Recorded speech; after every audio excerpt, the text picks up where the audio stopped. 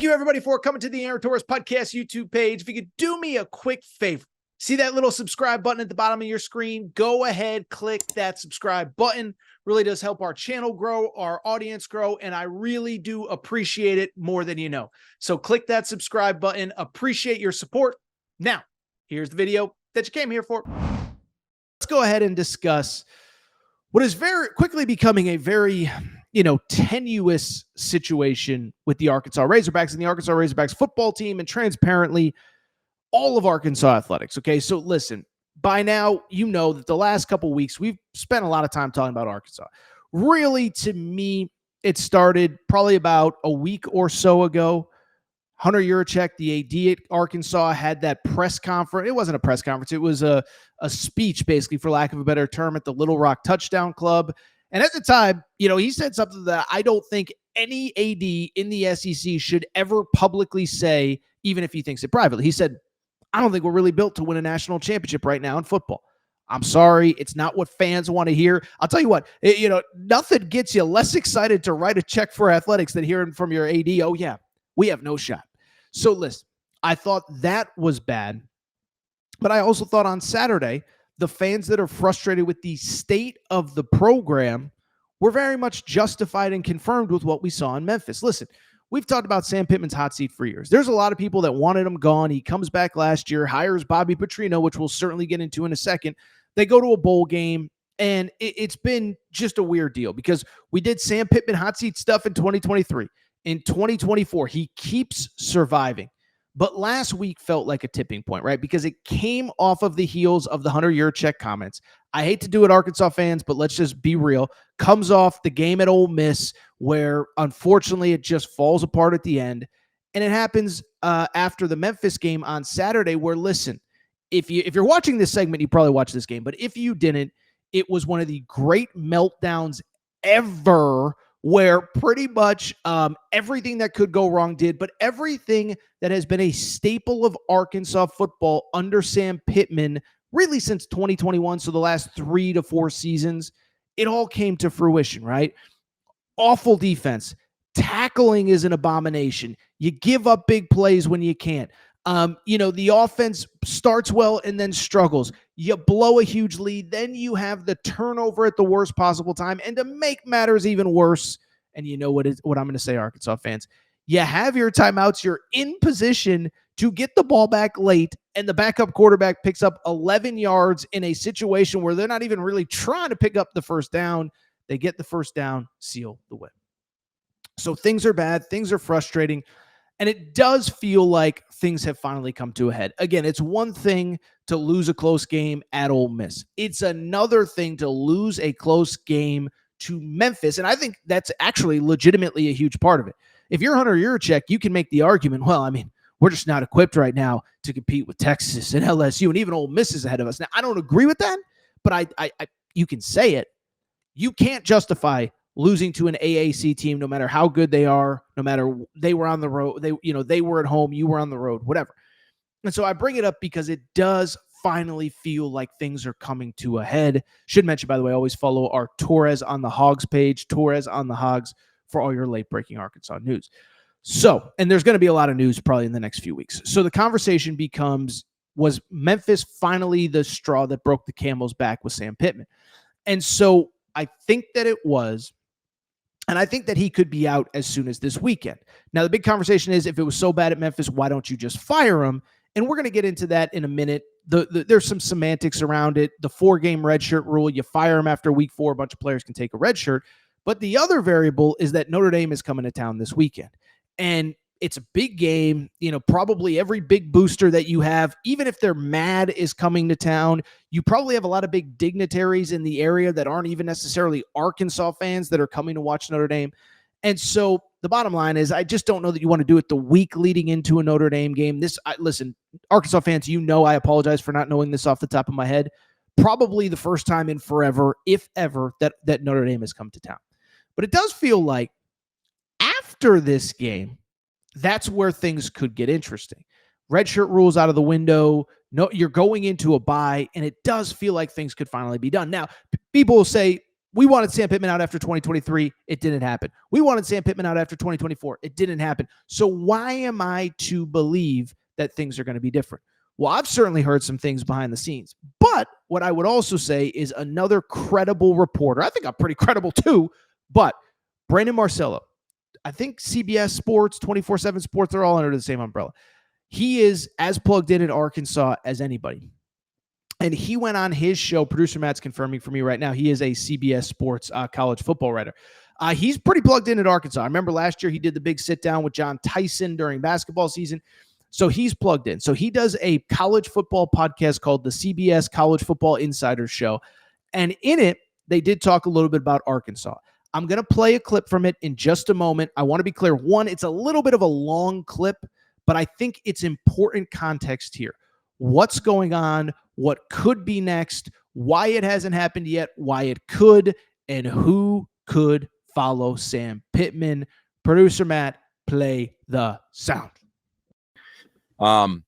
Here's another interesting thing about his contract, right? His contract, his buyout drops if his career record is below 500. So the really kind of the magic number has always been if he wins 5 games this year, his buyout's $9.8 million. If he loses 8, goes 4-8, it's $6.9 million. I will tell you this, talking to sources around Arkansas, buyout money doesn't matter at this point. If they feel like it's going to be the best situation, they will make a move in the middle of the season. Don't foresee that happening this week because we talk about players entering the portal. That's one issue. Redshirt players, they can decide, hey, I'm going to redshirt for the rest of the year if my coach isn't going to be here. But also, they got Notre Dame this week. Then they have a bye week. If something's going to happen midseason, it's probably going to happen here in 7-8 days. And you hit on the Bobby Petrino situation. A year ago, I'll say this. There was a lot of reluctance about Bobby Petrino taking over as interim head coach if that opportunity came to be, if Sam Pittman was fired. I was told even at the time that Travis Williams, the defensive coordinator, would most likely be the interim coach. Fast forward to now, the weakness of that team is by far the defense. There's a lot more push for maybe Petrino should be the interim head coach. And I will tell you from people I've spoken to, Bobby Petrino's been working them phones, baby. He's been talking a lot behind the scenes. He's positioning himself to take over the Arkansas football program, at least on an interim basis, if Sam Pittman's fired. That will be fascinating after everything that happened there a decade ago with the motorcycle accident, getting fired, lying, and then getting fired by the former athletics director, Jeff Long there. I never thought I'd see the day where Bobby Petrino's even, talked about at Arkansas, let alone working back at Arkansas. But now we're very realistic chance, gentlemen, that he could be patrolling the sidelines as the head coach. All right, so great stuff there from Brandon Marcello, CBS Sports. They do an awesome podcast. Yeah, I hope you listen to Torres first, but always encourage you to check out good people doing smart stuff, and they do a good podcast over there at CBS. So a couple things to dive into because I think there's a lot of layers there, and I think there's 2 different elements that make it very interesting.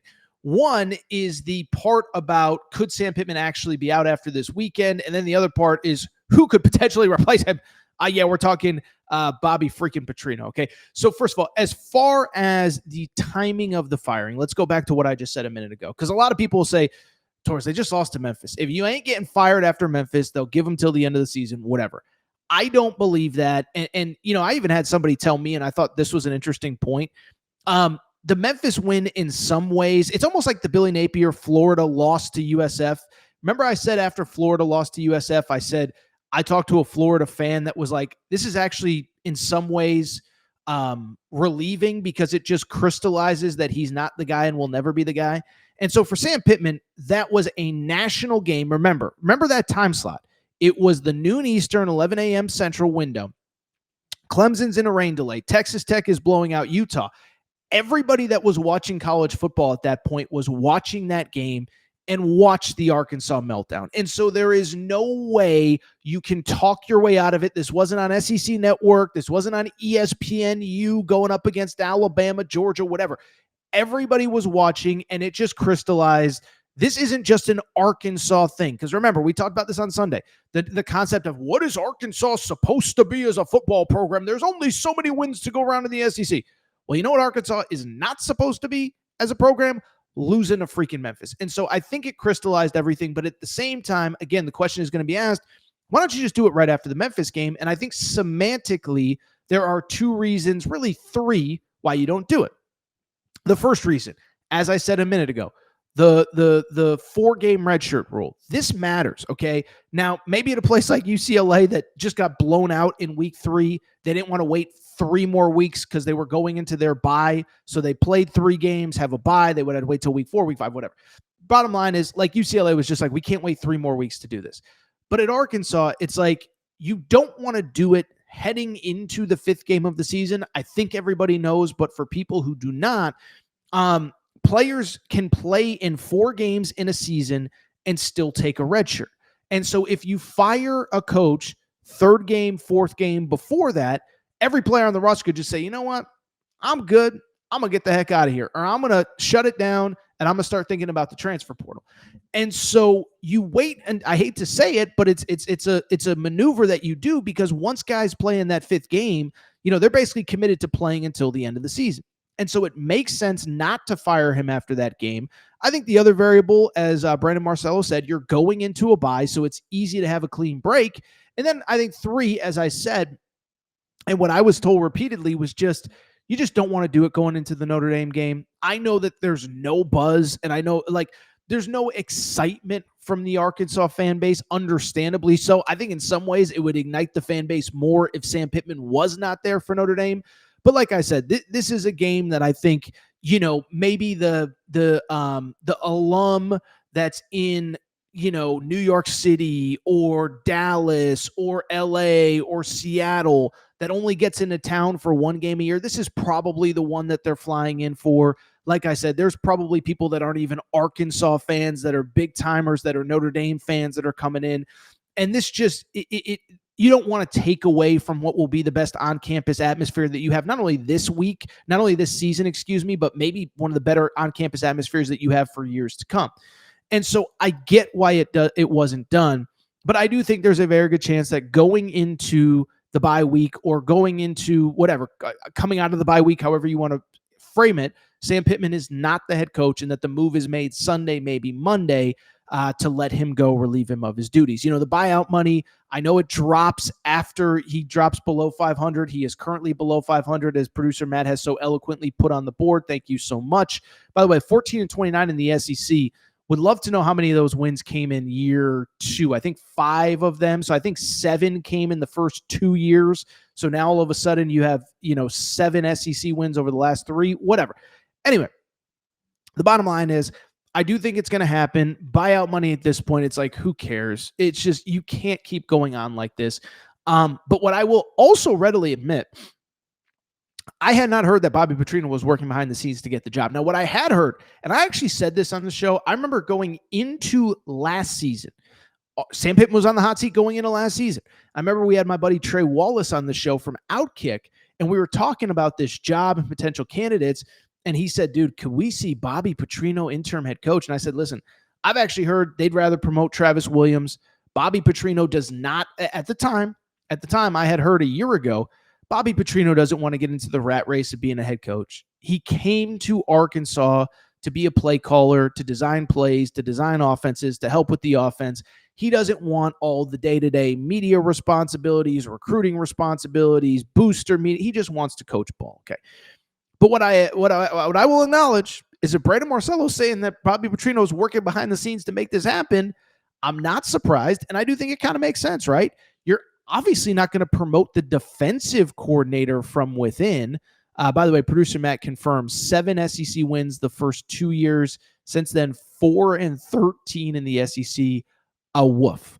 Okay, so Bobby Petrino. Here's the thing. Like I said, I had heard that, that I don't think that necessarily it was a priority for him to get the job. Let me put it this way. I was in Arkansas the day it was announced that he was coming back as OC. Remember, they announced it at the Duke basketball game, which would have been December of 2023, if my math is correct. And basically, at that time it was understood, like, Bobby Petrino's coming back to coach offense. He's not coming back to steal Sam Pittman's job, whatever. Now, I will also say, I think I will readily admit that I had no idea how popular Bobby Petrino was in that state, is in that state. I was at the Duke basketball game. They're chanting, "We want Bobby, we want Bobby," standing ovation when he's introduced. I don't think Sam Pittman had any idea how popular Bobby Petrino is in that state either. But I just bring it up to say that I do think when he came back, the intention was not steal Sam Pittman's job. It was instead to do the opposite, save Sam Pittman's job. And then I think what ended up happening is, I think a lot of different things have happened. One, I think he started to realize, oh, this is a bigger S show than I realized. Two, you clearly can't promote the defensive coordinator from within. That ain't going to work. And then three, it's like, yeah, I think it's got to be tough for Bobby Petrino to be looking at this situation, in this context. His offense does the job every single week, and it's coaching decisions, it's mismanagement, it's the defense. It's like, if I'm Bobby Petrino, I'm like, what is going on in this building? My offense is putting in. Listen, I know the offense struggled late in that game. By the way, they had a touchdown taken off the board that was ridiculous. Another conversation. But I just bring it up because, to me, I think Bobby Petrino's got to be looking around and being like, my offense is doing the job every single week. We got to figure out that defense, and we got to figure out the head coaching position. And so I just bring it up because it doesn't surprise me. It doesn't surprise me because, again, there's nobody else on the staff that really makes sense. I do think this is finally going to happen, and I think he's the most logical person to take over this role. So we'll see what happens. First of all, I'll say this. It would be the most Arkansas thing ever to just beat Notre Dame. Now Sam Pittman's back at 500 as a head coach. The buyout goes up, and you got to keep him for another, 2 months. But we'll see what happens. But listen, I do think that if they lose, and I think they're going to, if they lose, that ultimately Sam Pittman is let go. And then from there, I think it just becomes an interesting thing of Bobby Petrino getting the interim head coaching tag. And oh, by the way, can he do enough to actually keep the job long-term? I think they would want to make a clean break after the season if things don't get better. Obviously Rhett Lashley is going to be a candidate, former Arkansas player from the state of Arkansas. John Gruden seems to be very divisive. By the way, Matt, do you have the tweet from the other day? Just bring it up for fun. Somebody in the comment section the other day said Torres needs to be the next the next AD at Arkansas. And I said, the comment section is spoken, and I accept Arkansas. Orders of business as I become the AD. One, first of all, I'm going to have a press conference announcing that I expect to win in football. I know that's a crazy thought for an AD in the SEC to have, but I do expect to win in football. I know it's crazy, but that's going to be priority number one. Priority number two, I'm calling John Gruden. I'm calling the Grudenator. I'm calling the groomers are going to come to an end. The groomers are going to become groomality or reality with John Gruden as my next head coach. And then three, we're going to win a bunch of championships, bring a bunch of trophies back to Fayetteville and the beautiful area around Fayetteville. I don't think I'm getting the call as the AD. I do think that there's conversations about Hunter Yurachek being allowed to make the hire, which I don't think will happen. And frankly, maybe it just becomes a house cleaning next week. Maybe Sam Pittman is out, but they get rid of the AD as well. I don't know. I think it'll be interesting. By the way, now I'm just rambling, but stuff is coming to my head. I think one of the interesting things with these early season hirings in college, or firings, in college football, it seems increasingly clear that at both Virginia Tech and UCLA, I don't think the AD is actually going to be able to make the hire. The AD is largely a figurehead in both of those places.